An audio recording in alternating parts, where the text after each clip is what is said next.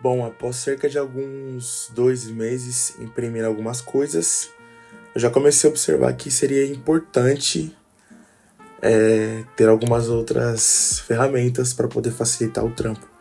E principalmente, eu acho que assim, percebendo para não ter muito erro e muito custo, o ideal foi comprar algumas coisinhas pontuais. Claro que nessa eu errei muitas vezes, né? Tinta spray ou alguns objetos ali que servem para poder polir, sabe? Eu imaginava que algumas peças seria possível fazer um polimento mais específico, mais brilhante, mas na verdade não. Então, esse vídeo basicamente é para poder falar sobre algumas ferramentas que vão te ajudar aí no seu dia a dia na impressão 3D. E bom, se você não sabe nada sobre 3D, esse é o segundo vídeo do meu canal falando sobre isso. Eu espero que você goste, acompanhe a gente aqui, vamos aprendendo junto. Na verdade é isso, né? Eu não sou nenhum especialista no assunto, mas eu já tenho um pouco de experiência, que é basicamente um mês. Não, na verdade não é um mês. 2 meses alguma coisa? 3 meses? Alguma coisa eu sei. Bom, então o vídeo é basicamente sobre isso, entender o que vale a pena ou não, na minha perspectiva, para ajudar você nas suas peças. O que tem aparecido bastante nos últimos tempos para mim produzir, né? E foi muito engraçado porque no primeiro mês eu comprei um monte de coisa que basicamente eu não uso atualmente. O que tem aparecido é muito algumas coisinhas como tipo funcos ou objetos em sua maioria para decoração. Eu percebo que as pessoas, apesar de saberem que o 3D ele serve muito para poder fazer suporte ou ferramentas, elas preferem tipo coisas de decoração e é isso. Vambora. Então, o que saiu para mim, né, muitas vezes foi funcos, entre outros acessórios ali que seria de fato para decoração, ou para estar na casa, ou para estar na bolsa, ou para enfim, tá com a pessoa ou na casa dela. É esse o resumo. Até para fazer os funcos, tem como você fazer isso de uma maneira um pouco mais econômica e que a qualidade fica super interessante. Eu percebi que muitas vezes as pessoas elas fazem objetos já na cor e tal. Quando você pinta, literalmente, tipo, a textura do funko ou, enfim, do personagem ou de qualquer coisa que você está fazendo, ela muda. Pelo menos a tinta acrílica, ela tem o poder de dar uma película um pouco mais terrosa ali, que já dá uma naturalidade maior para peça, sabe? E para isso, obviamente, você vai precisar de alguns outros materiais que serão super interessantes nessa jornada para você não só fazer decorações, mas tudo que envolva pintura e que de fato, mano, você não vai molhar, né? Não tem como molhar e pintar com tinta acrílica.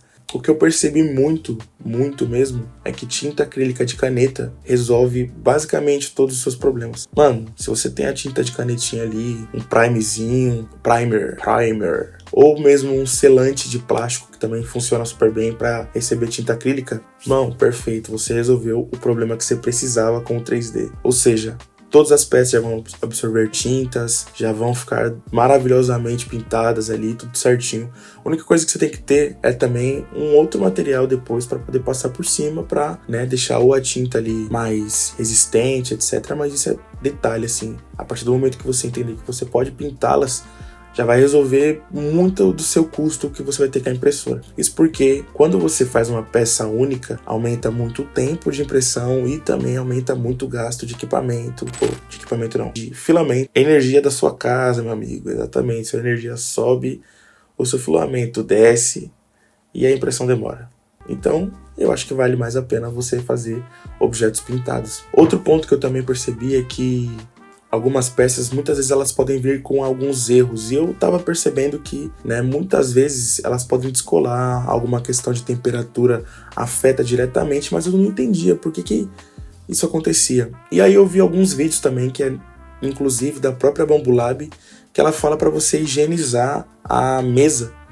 Por quê? Muitas vezes ali você já produziu algumas coisas, então a aderência do material, principalmente do PLA ou de plástico, ele fica na mesa. Então é importante que você limpe, que você higienize da melhor forma. E é muito simples, gente. É só você passar sabão de casa, sabe? Detergente. E passar o lado da buchinha, higienizar, perfeito, check, pronto para usar. E outra coisa que eu também vi que deu um up nas produções que eu venho fazendo é a utilização da mesa fria. Por quê? A mesa fria ela é uma mesa que ela economiza o tempo. E basicamente funciona como isso? a partir do momento que você economiza na mesa fria, ela também, pelo que eu entendi, ela tem uma força magnética maior. Então as peças elas ficam perfeitas. Elas não descolam, elas não sofrem alterações. Inclusive eu comprei a mesa esses dias e eu já arranhei ela. Nossa. Mas enfim, no resumo, eu acredito que a mesa ela ajudou muito também nesse processo de não parar os projetos pela metade, que também dá um custo. Já aconteceu de eu estar imprimindo alguma coisa e no meio do caminho aquilo ali não dá certo. E eu falava, caramba, mano, por que isso aqui não deu certo? Justamente por causa disso. A mesa já tinha absorvido muitos outros materiais, eu não tinha higienizado. E óbvio, agora eu tenho 2 tipos de mesa que eu posso fazer utilizações de materiais diferentes, né? Eu já entendi que a mesa fria ela funciona muito bem com PLA, que foi o que eu tenho feito, né, nos últimos tempos, mas acredito que a outra mesa eu ainda posso continuar utilizando para outros materiais também. E assim, basicamente esse é o feedback que eu tive nos últimos 2 meses. Eu vou fazer um vídeo em breve só falando sobre custos, valores, produções e como que eu tenho organizado isso, que eu acho que também isso é super relevante. E eu já ia me esquecendo, hein? Deixa o like aí, seu descarado. Deixa o like. Vai ter várias coisas aí pra falar, várias histórias. Isso não é nada, né? Aperta o botão aí, tipo.